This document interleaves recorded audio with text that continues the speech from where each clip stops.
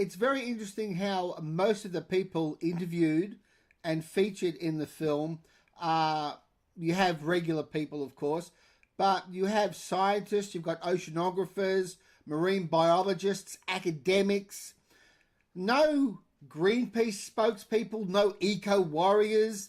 Was this a deliberate decision to keep those kind of voices out of the film, to keep the focus on the facts, the figures, the expert opinions? It wasn't a conscious decision, and actually 8 years ago when I began all this, we went to other NGOs, but this plastic problem was not really on their agenda, other than some people were doing beach cleanups. But to me, that was almost like addressing the wrong end of it. I describe it as, if you break your arm and you can't move your fingers, it's like trying to treat the fingers without doing the break. You've got to stop the plastic from getting to the beaches, from reaching the ocean. So that was our message in the film, is we can't let it get to the stage where all we can do is clean up our mess. We had to approach it from the other end.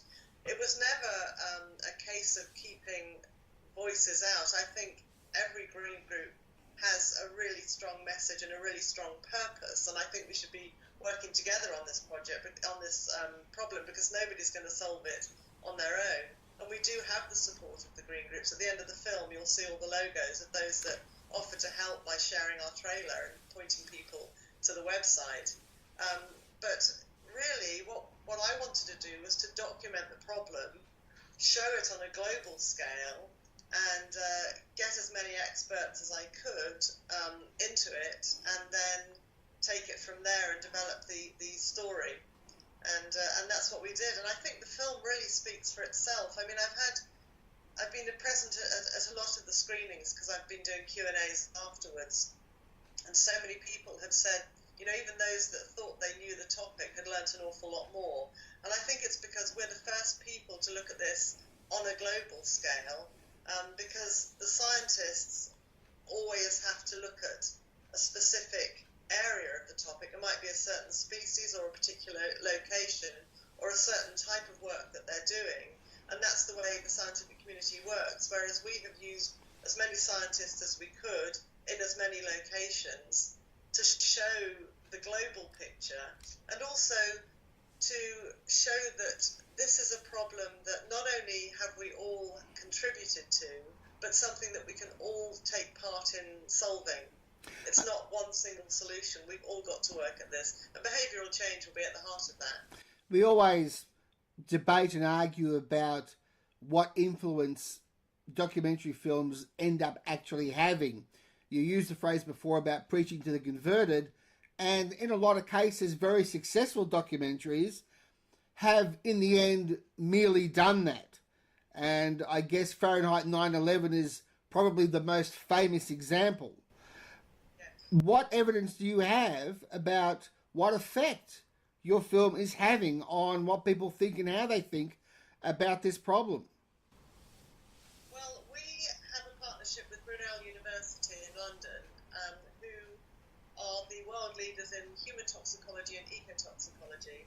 But as well as the work that we're doing directly with them, they have a social science program that has been looking specifically at the effects of our film. So they interview people before they'd seen the trailer, before they knew anything about it, and then the whole study is looking at the before and after effects of the film. And the after effects, that part of the study is still being done. But certainly the initial results that we've seen have been that it's been very effective in changing people's minds and reaching others because people have talked about it.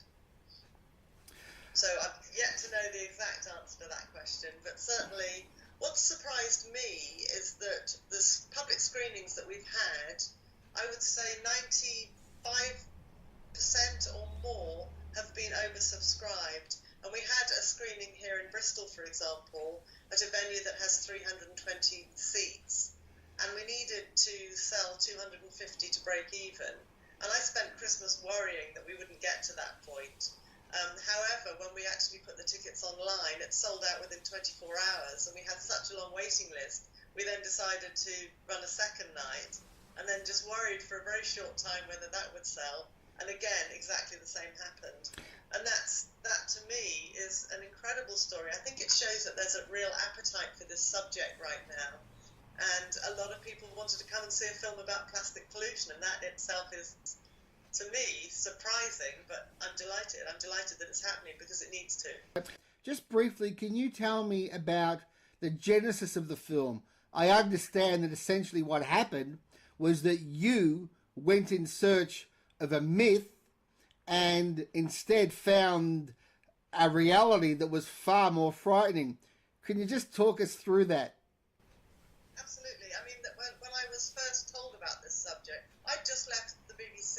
I'd been doing a lot of underwater wildlife programs, but felt that we were never really showing the true picture. We were showing our oceans as if they were full of life and pristine, and of course that's not the case. And I felt we had a kind of responsibility to tell the story as it was. Now, my previous work before BBC was with WWF. I was working in Asia in marine conservation. And so this was a chance to combine both careers and to do an environmental film that was showing, what was very much a growing threat to the oceans. But I just thought that it was a case of it being an eyesore and animals getting entangled in it and often ingesting it too. But I heard these rumours about this giant island of plastic forming in the North Pacific. So I went out there on the scientific research vessel, all of us expecting to see this.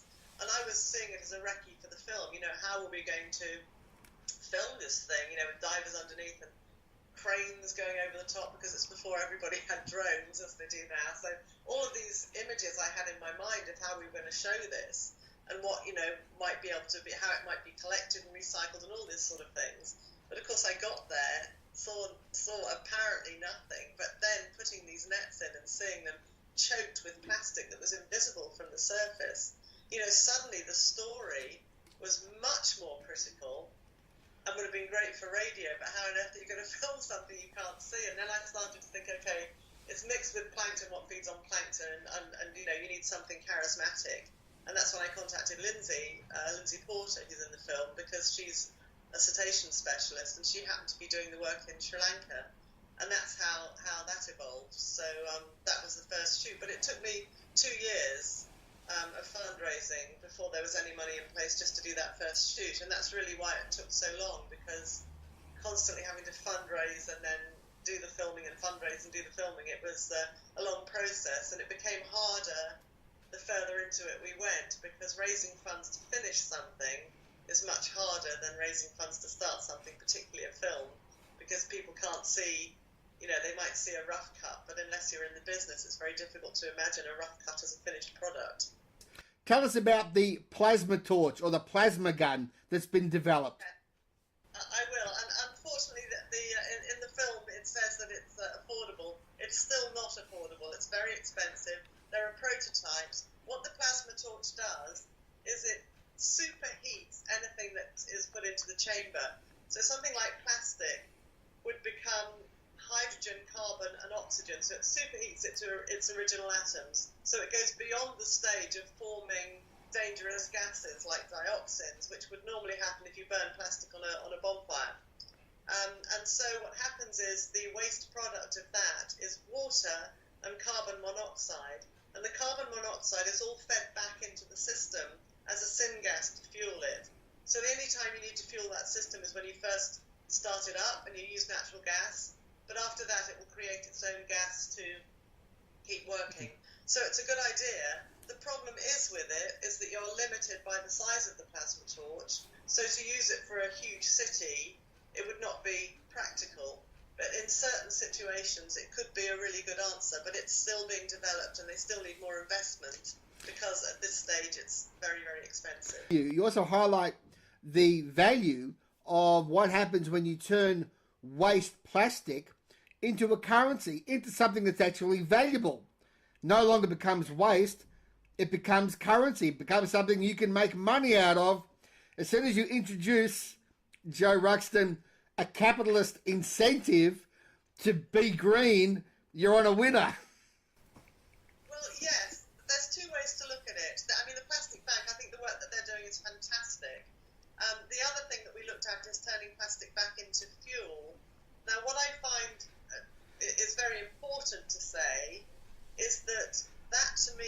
has to be a remedial step. Whilst we're developing green energy, we don't yet run our cars off solar power or anything that's completely clean. But in the process, we may as well be cleaning up the mess that we've made. And if we're turning plastic waste, end-of-life plastic into fuel, then I think that's good. But what I don't want to happen is that people continue to produce plastic and use it in the exponential way that we have been in the last couple of decades, so that we're making more and more and more and having to turn more and more into fuel, which is not good for the planet. So it's simply a remedial step, clean up this mess while we develop the next stage of clean energy. And I think that's important to understand, because the worst thing that could happen is that we just produce more and more and more, and we don't cope with it, and it's all getting into the atmosphere because, essentially we're turning it into fuel, so it will be burnt in people's engines. There is, I guess, a sense of poetic justice, sarcastic poetic justice, in the idea that once plastic breaks down to the point where it enters the food chain and we end up eating stuff that has plastic in it, and that's unavoidable, there's some sort of circular logic happening there. There's, what do we do? We're eating what we thought we were throwing away for good. It ends up coming back and being part of us. Again, this is something I picked up in a viewing of the film, was that poetic aspect to the film's message intentional, or were you aware of it at all? I wasn't aware at the time. I can understand you suggesting it's poetic justice. I think the saddest part of all this and the chemicals in the food chain is that the most vulnerable stage of our lives is the developing fetus, and those are the ones that are going to be most adversely affected by these chemicals. And poetic justice really doesn't apply to the unborn child. They haven't even had a chance to do the right thing. Yeah, the biggest thing is endocrine disruption, which can affect their development, including their cognitive development. So, it's a frightening thought, and that's why I think we really need to start addressing this.